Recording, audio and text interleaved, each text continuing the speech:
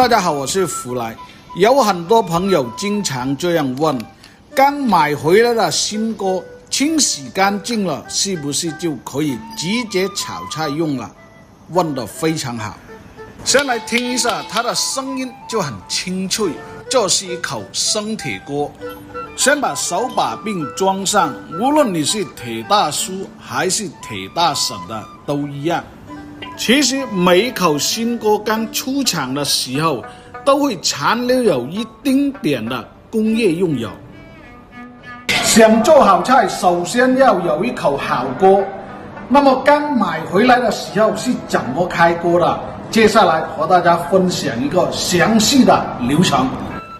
首先是从锅底的这个位置用小火慢慢的烧至它受热，当温度达到一定高度的时候，整个锅面就会呈现出一种淡蓝色。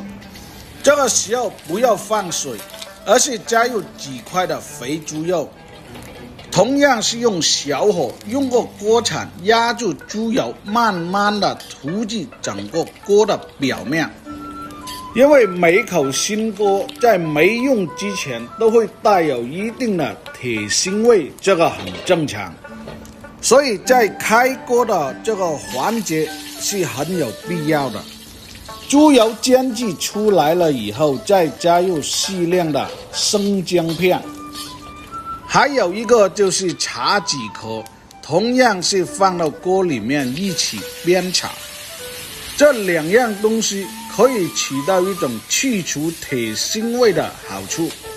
如果没备有茶籽壳，也可以加入一些花生壳或者芝麻包壳，同样是可以起到一种去除腥味的效果。到了这一步，如果大家没试过的话，可以先点赞收藏起来。为什么要加入这个茶籽壳呢？